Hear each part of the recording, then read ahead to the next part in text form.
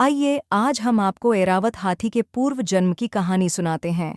एक बार अचानक देवराज इंद्र के हाथी ऐरावत को न जाने क्या जुनून सवार हुआ कि उसने खाना पीना बंद कर दिया। क्रोध के मारे जैसे वह पागल हुआ जा रहा था। महावत ने उसे पुचकारा तो ऐरावत सूंड ऊपर उठाकर चिंघाड़ा। उसने महावत को पकड़ने के लिए सूंड हवा में घुमाई। महावत पहले ही ऐरावत के मिजाज को भांप गया था, इसलिए वह तेजी से पीछे हट गया और भागा भागा देवराज इंद्र के पास आया। इंद्र उस समय कहीं जाने की तैयारी कर रहे थे। उन्होंने पहले ही संदेश भेज दिया था कि ऐरावत को खिला पिलाकर लाया जाए। महावत को घबराया देख इंद्र बोले, क्यों, क्या बात है? महावत ने विनम्रता से कहा, प्रभु, ऐरावत अचानक मदोन्मत्त हो गया है। बहुत प्रयत्न करने पर भी बस में नहीं आ रहा। इंद्र बोले, ऐसा क्या कारण हो सकता है? आज तक तो ऐसा हुआ नहीं। वैसे भी ऐरावत समुद्र मंथन से प्राप्त रत्नों में से एक है। उसकी उत्पत्ति ही हमारे लिए हुई है। उसके आहार पानी में तो कोई कमी नहीं रह गई। महावत बोला, देवराज, नित्य नियमानुसार आज भी समय पर उसे आहार पानी दिया गया, मगर उसने छुआ तक नहीं। आप स्वयं चलकर देख लें। ठीक है, मैं स्वयं ही चलता हूँ। यह कहकर इंद्र उठे और ऐरावत को देखने चल पड़े। वहां जाकर उन्होंने देखा, ऐरावत उन्मत्त होकर झूम रहा है। निकट जाकर इंद्र ने स्वयं हाथी को पुचकारा, मगर आश्चर्य, इंद्र को देखकर ऐरावत और क्रोध में भर उठा। वह बेकाबू होता जा रहा था। यह देखकर एक देव ने इंद्र से कहा, महाराज, आप स्वयं उसके ऊपर सवारी करें, शायद यह अंकुश से वश में आ जाए। हो सकता है। कहते हुए इंद्र हाथी पर सवार होने को आगे बढ़े, मगर यह क्या? ऐरावत ने सिर हिलाकर इनकार कर दिया। फिर उसे वश में लाने के कई उपाय किए गए, मगर वह वश में न आ सका। इंद्र परेशान और सभी आश्चर्य में थे। उनकी समझ में नहीं आ रहा था, आखिर ऐरावत को हुआ क्या?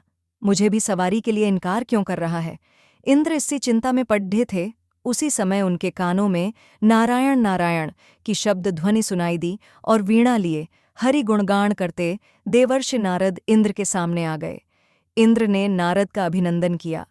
नारद जी ने इंद्र को देखा, फिर हंसकर बोले, किस चिंता में पड्डे हैं देवराज? कहीं असुरों ने सुरपुर पर आक्रमण तो नहीं कर दिया या कोई कौतुक हुआ है? अरे, ये ऐरावत बार बार क्यों चिंघाड़ रहा है?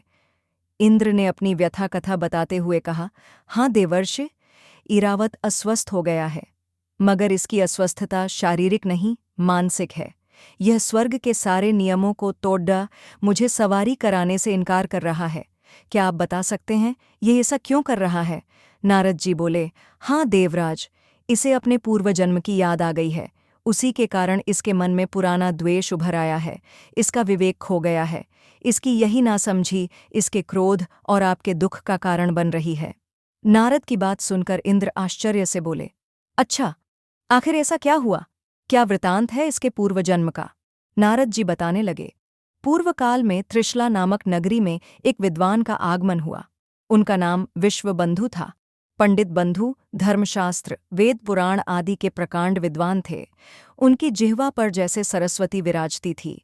उनकी वाणी में इतनी मिठास और ओज था कि उनके प्रवचन सुनकर श्रोता मंत्र मुग्ध हो उठते थे। नगरवासी बड्डी संख्या में उनका प्रवचन सुनने आते थे।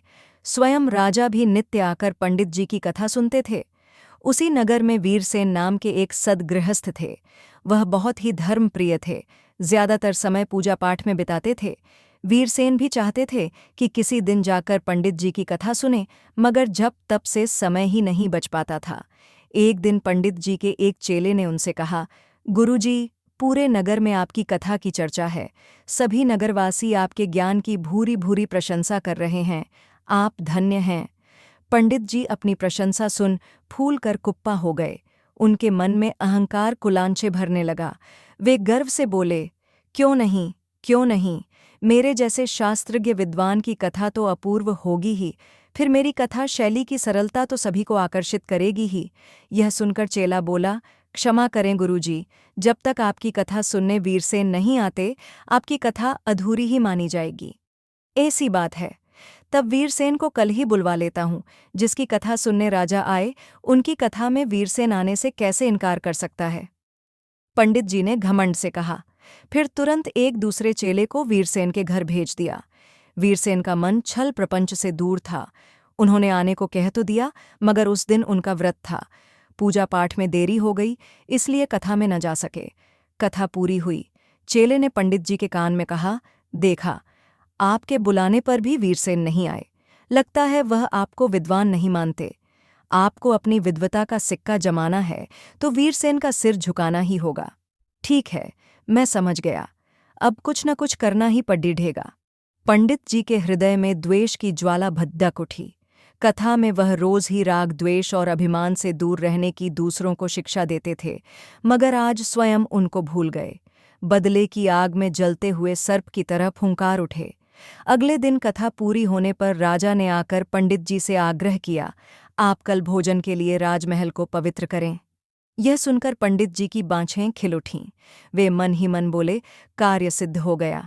फिर राजा से बोला, महाराज, आपका निमंत्रण तो मैं स्वीकार कर लूंगा, मगर मेरी एक शर्त है, आप पूरी करने का वचन दें, तभी मैं भोजन करने आ सकूंगा। राजा सोचने लगे, पंडित जी ज्यादा से ज्यादा कोई रत्न मांग लेंगे या फिर स्वर्ण मुद्राओं की थैली। यही सोचकर राजा ने पंडित जी की बात मान ली। फिर कहा, पंडित जी, आप क्या कहना चाहते हैं? पंडित जी बोले, महाराज, आपकी नगरी में वीरसेन नाम का एक व्यक्ति है। मैं चाहता हूं जब मेरी पालकी राजमहल के द्वार पर रुके तो मैं महल के अंदर वीरसेन की पीठ पर सवार होकर जाऊं। पंडित जी की बात सुनकर राजा चौंक पड़े। वह वीरसेन को जानते थे। बोले, आप उन जैसे साधु को यह कष्ट क्यों देना चाहते हैं? चाहें तो मेरी पीठ पर सवार हो जाएं, मैं उन्हें यह करने के लिए कैसे कहूंगा? पंडित जी तो मन में ठान ही चुके थे। राजा के बार बार कहने पर भी वह अपनी बात पर अड्ढे रहे। राजा समझ गए कि होनी अपना खेल दिखा रही है। इन जैसे ज्ञानवान की मति भ्रष्ट हो गई है। विद्वान के मन में घमंड हो जाए तो उसका सर्वनाश कर देता है। विद्या तो विनय देती है।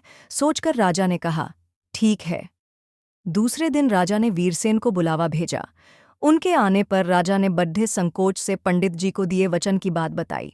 वीरसेन ने मुस्कुराकर कहा, राजन, यह तो मेरा सौभाग्य होगा। विश्वबंधु जैसे विद्वान को पीठ पर बैठाकर मेरा जीवन सफल हो जाएगा। मैं आपका आभारी रहूंगा। सुनकर राजा भी पानी पानी हो गए। निश्चित समय पर विश्वबंधु की पालकी महल के द्वार पर आई। वीरसेन और राजा वहां थे। विश्वबंधु ने पालकी से उतरकर कहा, कहाँ है वीरसेन सवारी के लिए?